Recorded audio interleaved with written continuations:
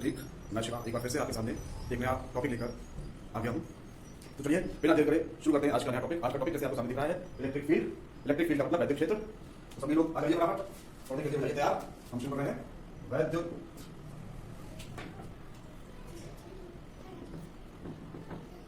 क्षेत्र। वैद्युत क्षेत्र आपने पिछले लेक्चर में कूलम्स लॉ पढ़ा, उससे पहले चार्ज पढ़ा और आवेश का परिमाण, आवेश क्या होता है, आवेश कैसे मतलब कंजर्वेशन ऑफ चार्ज, आवेश ना ही खत्म होता है ना ही उसे पैदा किया जा सकता है, बट एक फॉर्म से दूसरे फॉर्म में कन्वर्ट होता रहता है। उसी के बाद आज हम शुरू करेंगे इलेक्ट्रिक फील्ड। इलेक्ट्रिक फील्ड क्या होती है? इलेक्ट्रिक फील्ड का मतलब इलेक्ट्रिक मतलब वैद्युत का क्षेत्र। वैद्युत का क्षेत्र मतलब कि जैसे किसी भी चीज का एक पर्टिकुलर एरिया होता है, एक पर्टिकुलर फील्ड होता है, वैसे ही किसी चार्ज पार्टिकल का भी एक एरिया होता है। जैसे आपने बचपन में खेला होगा चुंबक। चुंबक जो होता है, अगर मान लीजिए ये आपका मैग्नेट है और इस मैग्नेट के आसपास कोई चीज हम रख देते हैं एक पर्टिकुलर एरिया तक, तब तो वो इसके आसपास इसकी तरफ आकर्षित होती है, और अगर एक पर्टिकुलर एरिया के बाहर रख देंगे तो ये चार्ज करना काम बंद कर देगा। यहाँ पे ये चार्ज लगभग जीरो भी नहीं होता, लेकिन लगभग जीरो हो जाएगा। समझ गया आपको? कि कहने का मतलब है कि एक पर्टिकुलर एरिया के अंदर ही हर व्यक्ति का एक अस्तित्व होता है। उसी प्रकार यहाँ पर चार्ज का भी एक पर्टिकुलर क्षेत्र निश्चित है और उस क्षेत्र को हम इलेक्ट्रिक फील्ड या वैद्युत क्षेत्र कहते हैं। वैद्युत क्षेत्र आइए समझते हैं क्या होता है।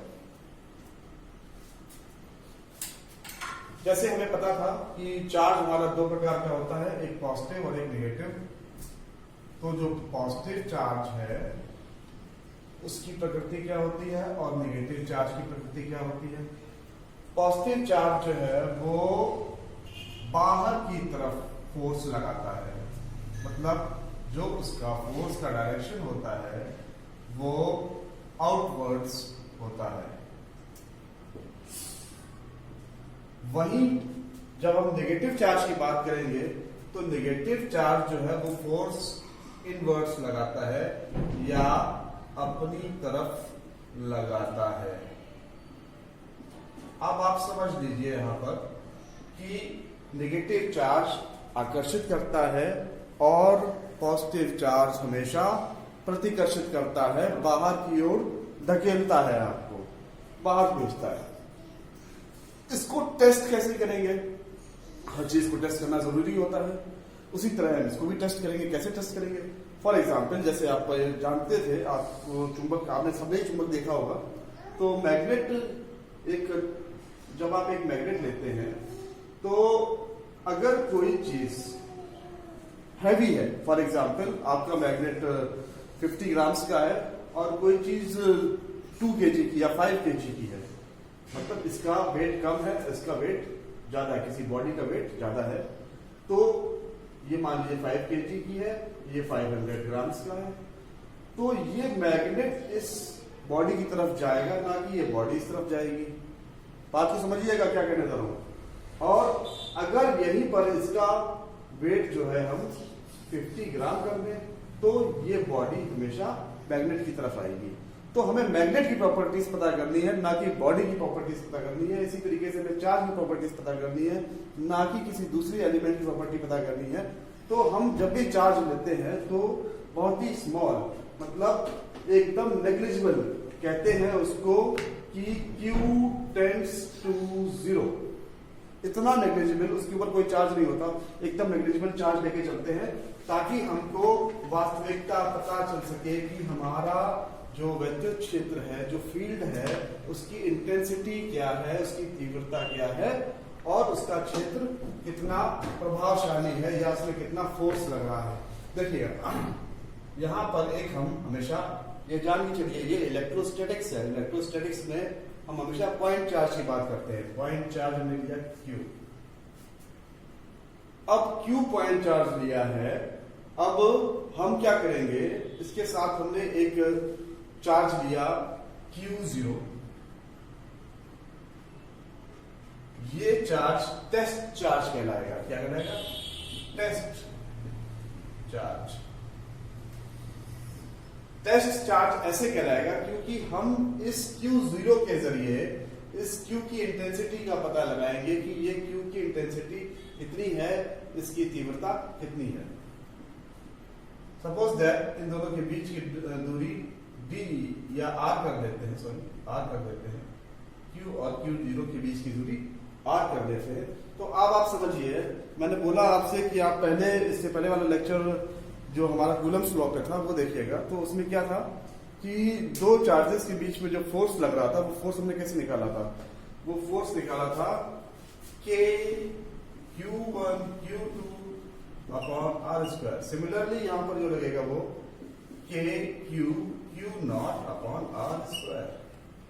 जो फोर्स लगेगा इलेक्ट्रिक फील्ड का वो क्या होगा? K Q0 upon R square. अब आप समझिए कि हमें पता करना है कि इस चार्ज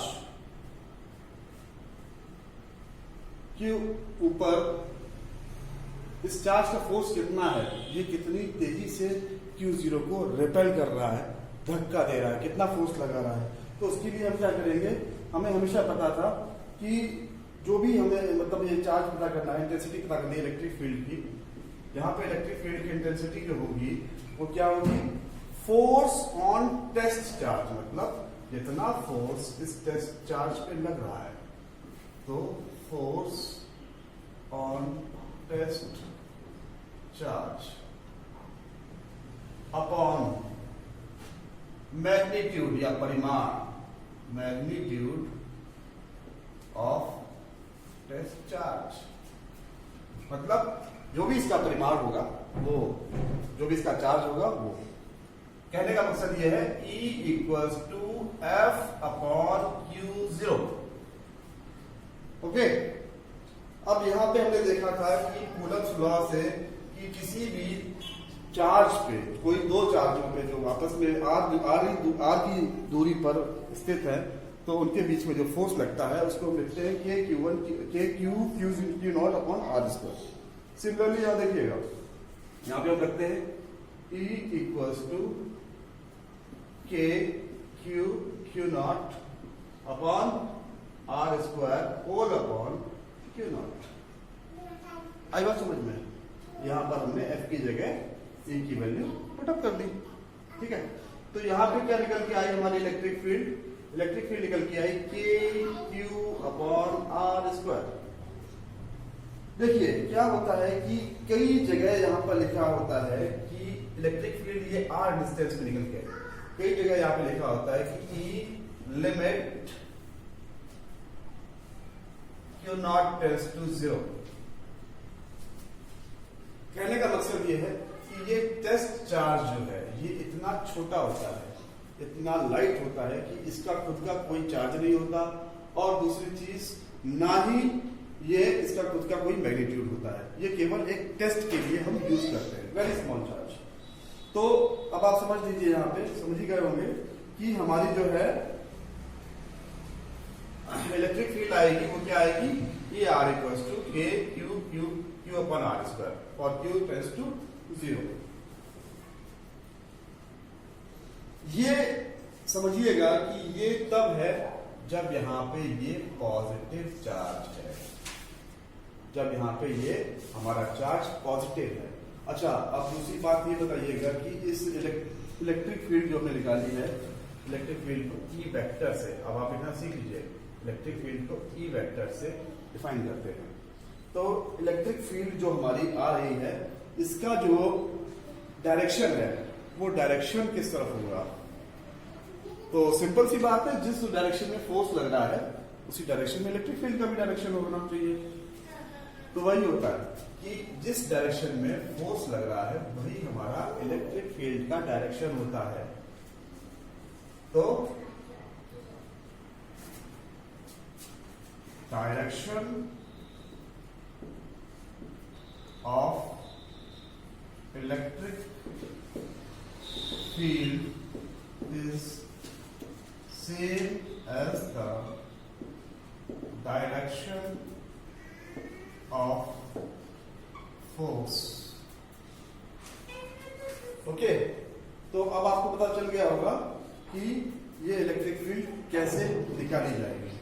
अब दूसरी चीज, एक चीज और जान लीजिए कि जो भी इलेक्ट्रिक फील्ड होती है, जो भी इलेक्ट्रिक फील्ड होती है वो हमेशा डिस्टेंस के इनवर्सली प्रोपोर्शनल होती है। मतलब electric field is inversely proportional to distance between the charge bodies.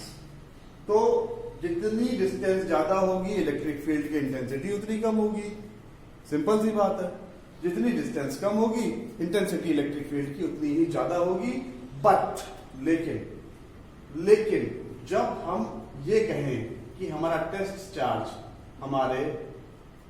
हमारा टेस्ट चार्ज Q0 जो है वो Q के ऊपर रखा हुआ है, Q0 हमारा Q के ऊपर रखा हुआ है, तो इन दोनों के बीच में कितना फोर्स लग रहा होगा या Q की इलेक्ट्रिक फील्ड कितनी होगी।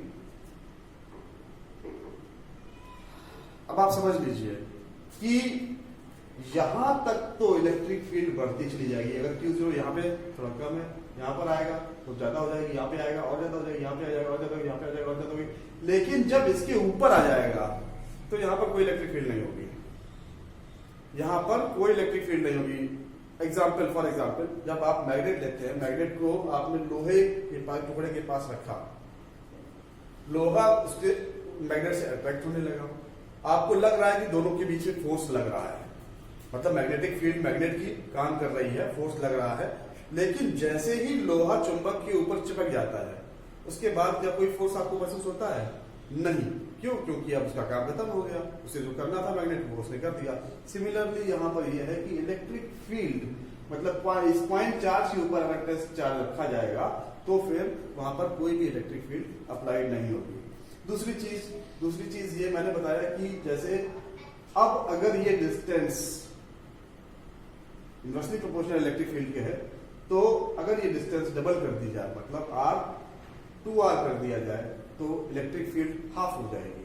अगर ये डिस्टेंस 3R कर दिया जाए तो इलेक्ट्रिक फील्ड उसके जस्ट इसका स्क्वायर कर दीजिए, 3 टू जा 9, तो 3 का स्क्वायर कर दीजिए, 3 जा 9, मतलब इलेक्ट्रिक फील्ड 9 टाइम्स कम हो जाएगी। 4 करेंगे तो 4 का मतलब 16 टाइम्स कम हो जाएगी। तो E is inversely proportional to R, ये आपको यहां से क्लियर हो जाना चाहिए, R²।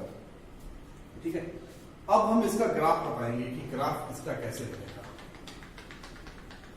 ये भी समझ लीजिएगा कि जो डिस्टेंस है, डिस्टेंस आपको बता दे कि अगर डिस्टेंस 0 हो गई तो इलेक्ट्रिक फील्ड, अगर डिस्टेंस R इक्वल टू 0 हो गया तो हमारी इलेक्ट्रिक फील्ड क्या हो गई? 1/R², A equal to infinite. मैं कह रहा था कि अगर R इक्वल टू 0 हो गया तो E कितनी हो जाएगी? इनफाइनाइट। और वही R इक्वल टू अगर इनफाइनाइट हो जाएगा तो हमारी E की वैल्यू 0 हो जाएगी। लेकिन ये कभी 0 नहीं होती है, ये कभी भी 0 नहीं होती है, चाहे जितनी ही डिस्टेंस क्यों ना हो। ठीक है, हम इसकी ग्राफ की बात कर रहे थे। ग्राफ समझिए आप, E और R का ग्राफ कुछ ऐसा होता है, E R, तो इसका ग्राफ कुछ इस तरीके का होता है, E is inversely proportional to R²। मतलब ना ही ये 0 होगी, ना ही ये 0 होगी, ना ही ये चीज ध्यान रखिएगा, क्योंकि कई सारे लोग इस चीज पे थोड़ा सा कंफ्यूजन डेवलप कर देते हैं। कंफ्यूजिंग पार्ट है किसी भी पार्टिकल की, किसी भी चीज की कभी 0 नहीं होती। ठीक है, और चाहे वो चार्ज बॉडी से उसका टेस्ट चार्ज कितनी भी दूर रखा हो, लेकिन इलेक्ट्रिक फील्ड कभी 0 नहीं होगी, उसकी कुछ ना कुछ इंटेंसिटी हमेशा वही है। ओके, अब आप आइए SI यूनिट ऑफ चार्ज। हमने बताया था आपको कि इलेक्ट्रिक फील्ड को हम लिखेंगे Q/R²। ये जो कांस्टेंट है, Q हमारा मैग्नीट्यूड है चार्ज पॉइंट चार्ज का, और R हमारी डिस्टेंस है, distance between point charge and test charge. तो जो हमारा SI यूनिट होगी वो इसकी क्या होगी? अब हम जानते थे कि हमने वहां पर देखा था, हमने क्या किया था यहाँ पर, इलेक्ट्रिक फील्ड निकालने के लिए, इस पॉइंट चार्ज इलेक्ट्रिक फील्ड निकालने के लिए हमने देखा था F मतलब फोर्स जो लगा है इस टेस्ट चार्ज पर, और अपना मैग्नीट्यूड ऑफ टेस्ट चार्ज। तो ये क्या हुआ है कि ये हुआ है कि न्यूटन और कूलम, ये हो गया इलेक्ट्रिक फील्ड न्यूटन इनवर्स। फिर बहुत सिंपल, वेरी सिंपल। तो इलेक्ट्रिक फील्ड की SI unit of electric field is Newton coulomb inverse, where ELF have the same direction। तो बच्चों ये इलेक्ट्रिक फील्ड मैंने आज स्टार्ट कर दिया है। इसके आगे जो है आपका नेक्स्ट लेक्चर में मैं टॉर्क जो दो बलों के बीच में टॉर्क लगता है वो मैं पढ़ाऊंगा, और टॉर्क के बाद आपकी गॉसियन थ्योरम आ जाएगी। तो यहाँ से आपका मेन पार्ट स्टार्ट हो जाता है। तो प्लीज जो है कंटिन्यूटी बना रखें चैनल पर, और वीडियो देखते रहे। आप सब्सक्राइब करेंगे तो आपको नोटिफिकेशन अपने आप मिल जाएगा वीडियो का, नेक्स्ट वीडियो का, और डेली 2 से 3 वीडियो आपके पास पहुंचते रहेंगे। तो मिलते हैं नेक्स्ट लेक्चर में। Thank you.